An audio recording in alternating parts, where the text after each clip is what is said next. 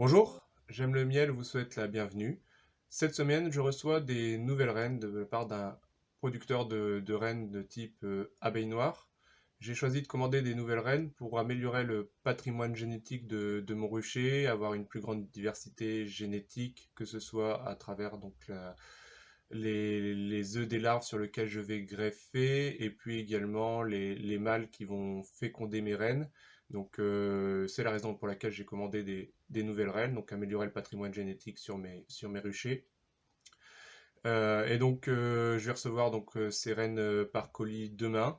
Et donc aujourd'hui je vais préparer les essaims en ruchette qui vont accueillir ces nouvelles rennes demain. Donc je les prépare aujourd'hui pour faire l'orphelinage aujourd'hui et je ferai l'introduction des rennes demain. Pour ce faire, donc, je vais prélever dans les ruches de production deux cadres de couvain sans la reine et avec les abeilles. J'emmènerai ces ruchettes sur un autre rucher à peu près plus de 3 km donc pour désorienter les abeilles. Et le lendemain, j'introduirai donc les reines dans ces essaims.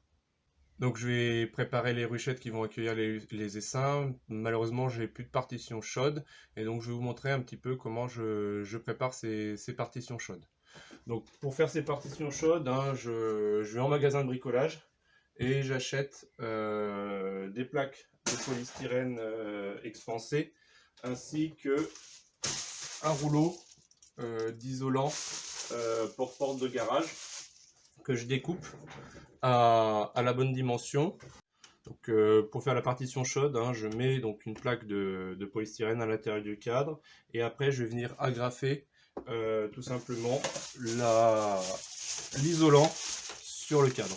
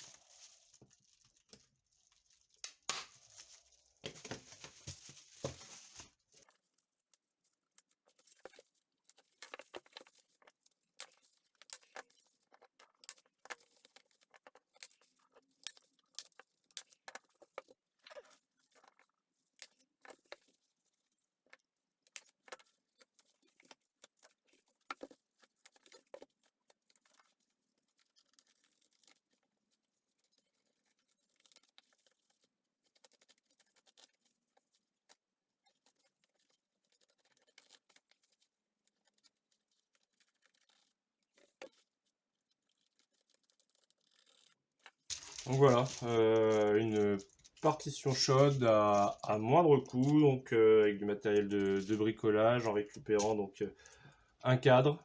Et l'avantage c'est que c'est effectivement bien chaud pour l'isolation pendant l'hiver.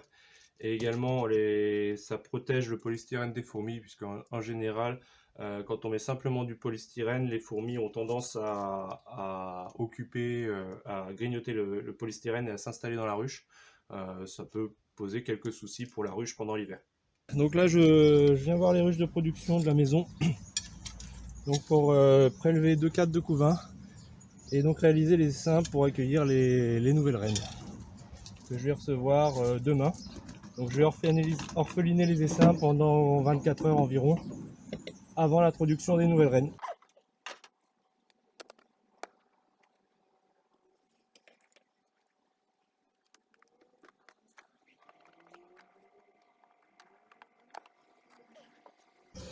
le but ça va être de prélever deux cadres de couvain sans la reine. D'essayer de prendre du cadre, des couvains assez âgés, operculés.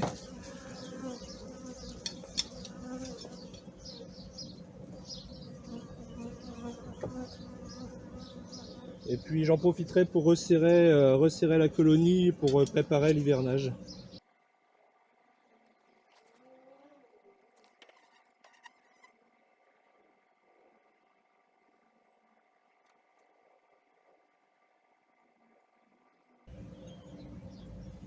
Donc je regarde donc l'état du couvain, s'il y a de la ponte.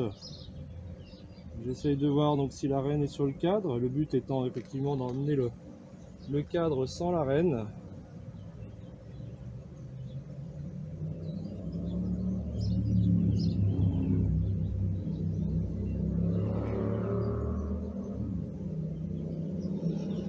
Ouais, ça me paraît pas mal.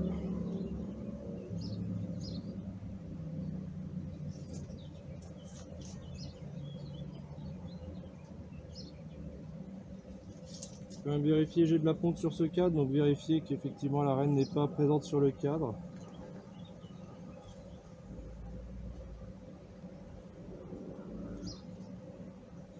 Ça me paraît bien.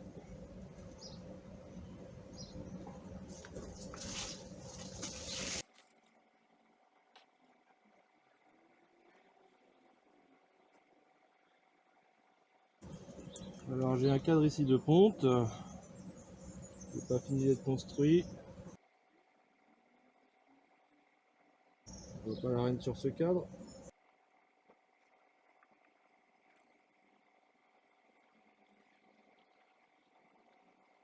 Ce cadre là me paraît bien aussi.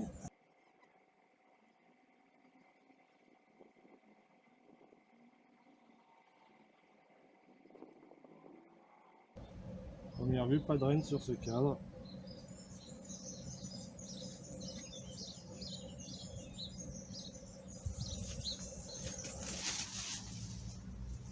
Je vais faire le tour des cadres rapidement quand même, pour voir si la reine est toujours présente dans la ruche, si la ponte est correcte.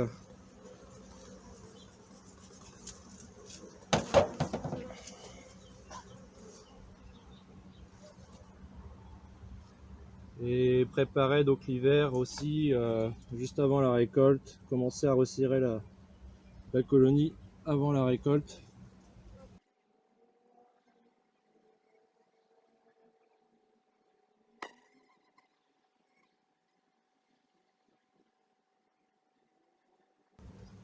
J'en profite pour casser les cils royales quand j'en vois.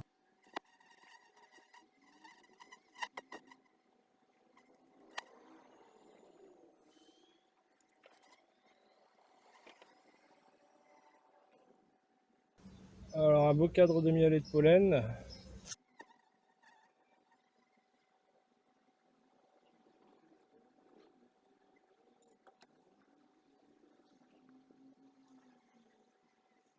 Pour vérifier ce cadre, j'avais de la ponte dessus, voir si la reine est présente ou pas.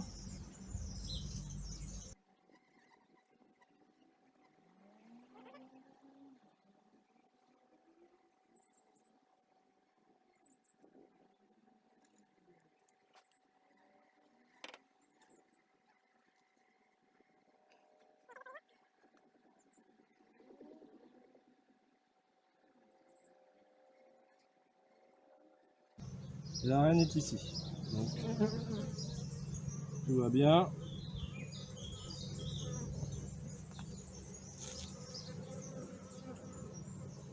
La colonie est un petit peu faible. Elle avait eu du mal à redémarrer après son essaimage. J'étais obligé d'introduire une reine fécondée. Donc là, on va la resserrer et puis retirer la hausse.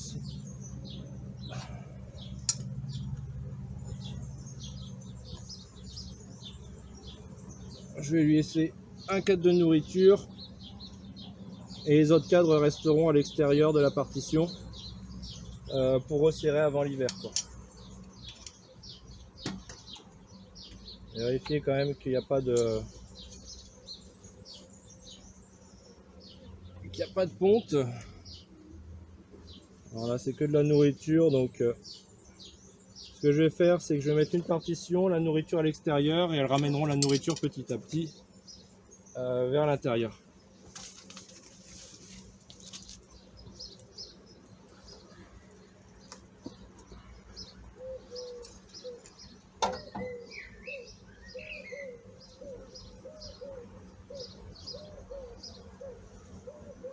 Et comme ça je ressortirai quelques cadres avant l'hiver pour l'hiverner sur 5 ou 6 cadres.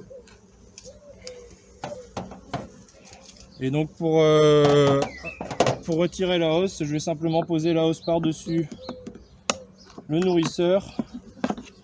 Et donc les abeilles redescendront le miel qu'elles ont pu mettre dans la hausse à travers le nourrisseur. Je vais quand même mettre la grille à reine pour pas inviter la reine à monter.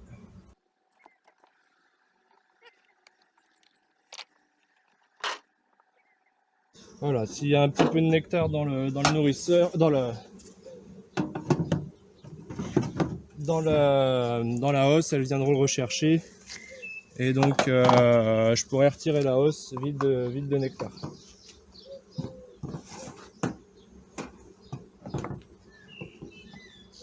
Je vais continuer donc sur l'autre ruche pour constituer un deuxième essaim. Sur la troisième ici également, et puis après demain on se retrouvera donc pour l'introduction des reines en cagette. Donc voilà, le colis est arrivé donc avec a priori les reines. On va faire l'ouverture ensemble. Qui est parti mardi ce colis, qui a mis un petit peu moins de 48 heures à arriver.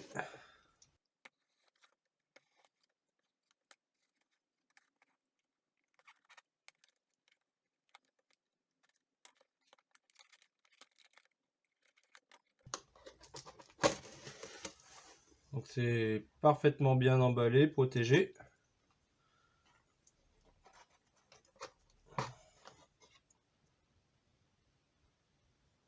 On a bien ici une reine rouge marquée avec ses accompagnatrices. Elle commence déjà à grignoter donc le candy. Donc on va s'occuper de l'introduction dès maintenant.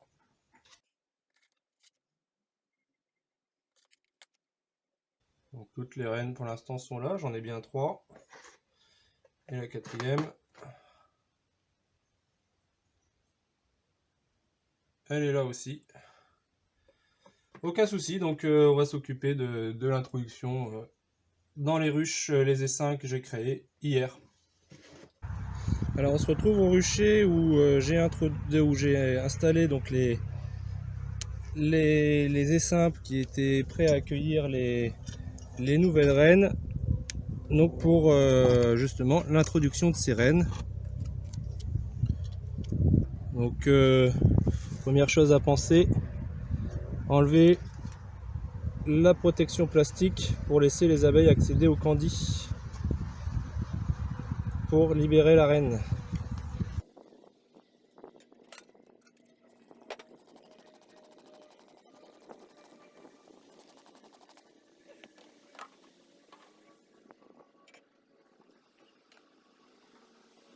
On va déjà observer, voir comment ça se comporte ici. Simplement en déposant la reine.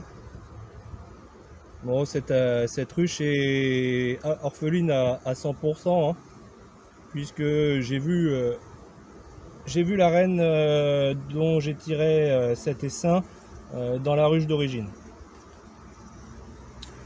On voit pas d'agressivité, plutôt un intérêt pour la cagette.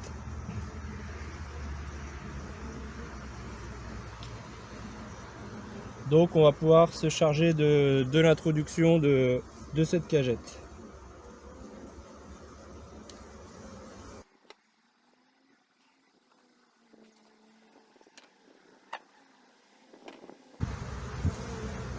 Tac.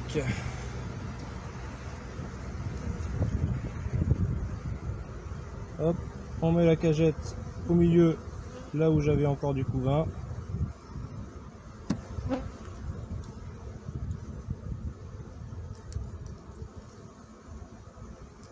et on referme. On fera un contrôle d'ici une semaine, 15 jours. Le temps pour que les abeilles de s'habituer à la reine de commencer sa ponte.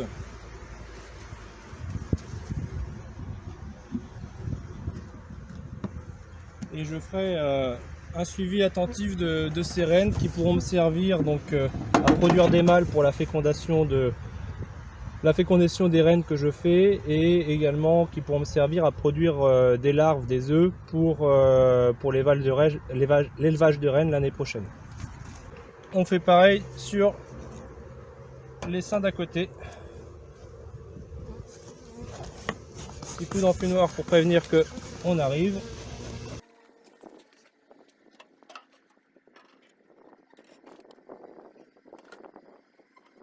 Pareil, je vais refaire le test.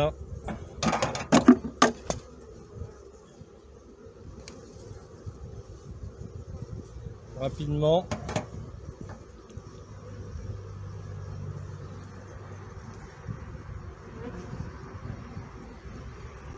Clairement, les abeilles ressentent les phéromones royales. C'était une reine que j'ai achetée qui est déjà en ponte, donc avec une bonne quantité de phéromones royales. Et donc du coup là, les abeilles ressentent tout de suite les phéromones royales et donc sont prêtes à accueillir cette reine. On va pouvoir faire l'introduction de cette reine, pareil, au milieu du couvain.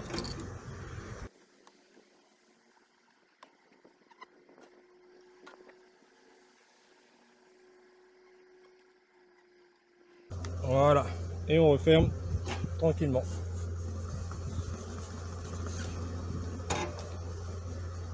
Ce qui concerne celle-ci, j'ai créé un essaim sans déplacement de ruchette à 3 km. Je vais voir s'il y a encore de la population, si ça n'a pas complètement déserté. Et puis je n'ai pas vu la reine en créant l'essaim, donc m'assurer que c'est bien celle-ci qui est orpheline. Je me permets également de faire des essais sur création d'essaims sans déplacement, etc. pour voir un petit peu ce que ça donne également et me faire un retour d'expérience sur cette question-là.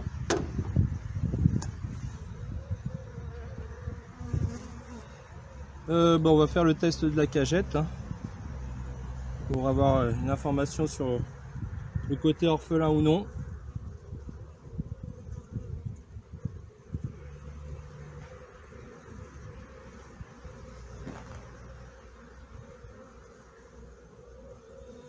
Bon, effectivement, ça bruisse, ça semble intéressé par cette cagette.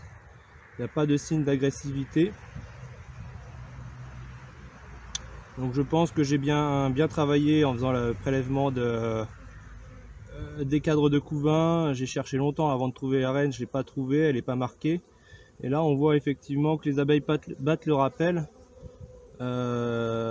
Et donc c'est plutôt un comportement de ruche orpheline et qu'elles viennent faire connaissance avec la reine. Donc je ne vais pas aller beaucoup plus loin dans l'inspection pour vérifier que cette ruche est bien orpheline. Je vais simplement regarder le cadre qui a été introduit, cadre bâti,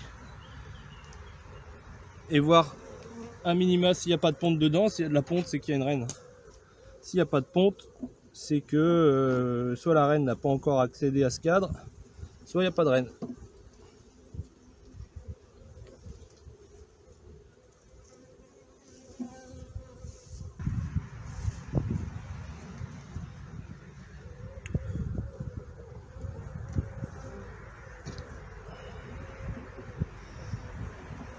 Bon, j'ai pas de ponte dans ce cadre. Le comportement des abeilles me laisse penser qu'elles sont prêtes à accepter une nouvelle reine, ce qui me laisse à penser que c'est bien l'essaim orphelin. Donc on va procéder à l'introduction. Hop, je fais bien attention d'avoir retiré le petit capot de protection, donc qui permet donc de faire voyager la cagette en toute sécurité, mais qui empêche aux abeilles de consommer le candy Donc bien y penser quand on fait une introduction. Alors j'introduis vers le bas, d'autres l'introduisent à l'horizontale. J'ai pas eu d'échec en introduisant vers le bas. Donc je vais continuer comme ça. Hop.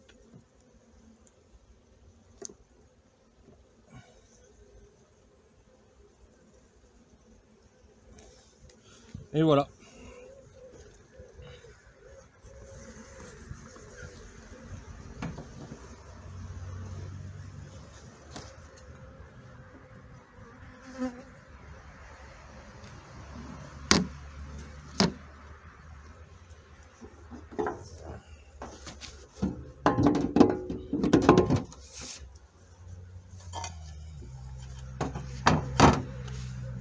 Bonjour, on se retrouve donc une semaine après l'introduction des rennes pour contrôler donc l'acceptation de ces rennes et voir s'il y a eu une reprise de ponte de ces rennes dans les nouveaux essaims dans lesquels ils ont été introduits. Il s'agit d'un contrôle rapide. Vérifier donc la cage d'introduction et voir si on arrive à avoir de la ponte. Et voir si on arrive à avoir de la ponte donc sur les cadres.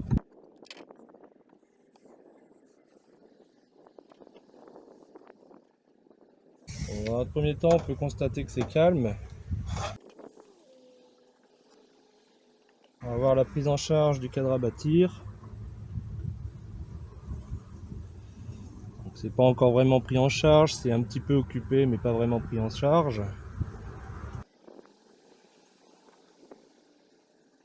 On va essayer de retirer la cage d'introduction proprement. Donc ça a bien été ouvert, la renne n'est plus dedans. Je peux la mettre de côté et commencer l'observation des cadres.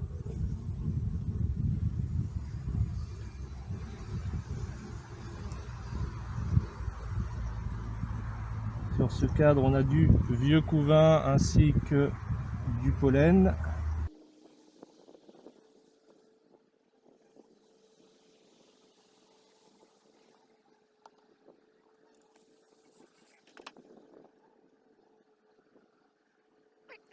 J'ai des cellules royales, alors ça c'est pas bon signe.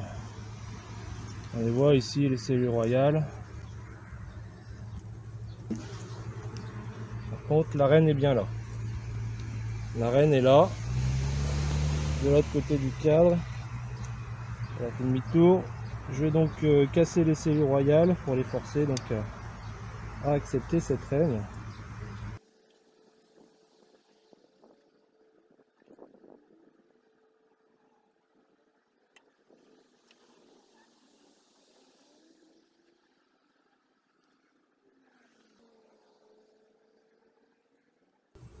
Bon, je vais contrôler les autres cadres, vérifier qu'il n'y a pas de cellules royales. Et après on reviendra dans une semaine pour contrôler la bonne ponte de cette reine.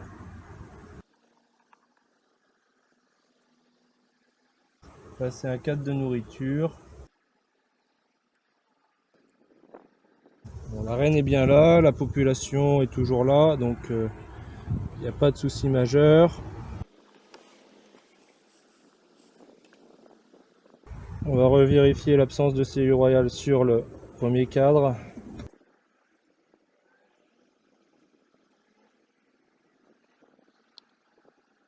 Et je reviendrai la semaine prochaine donc contrôler la ponte de la reine.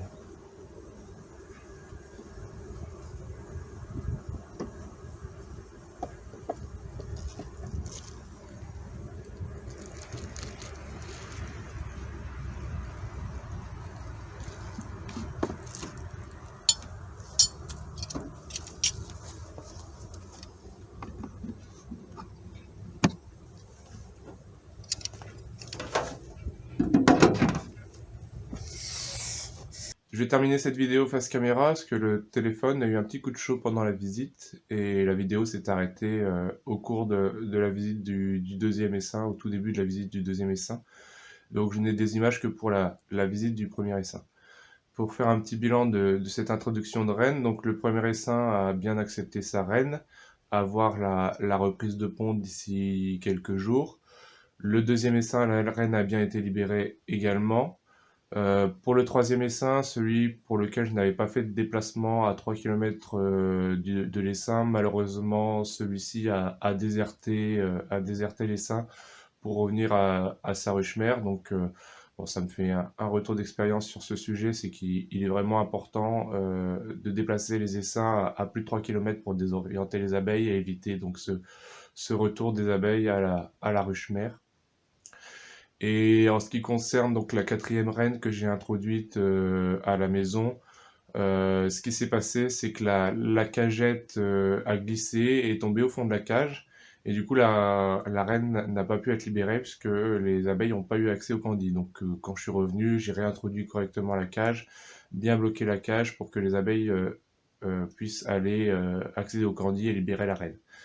Je vous avais dit qu'on avait deux possibilités d'introduction de cagettes, à la verticale et à l'horizontale.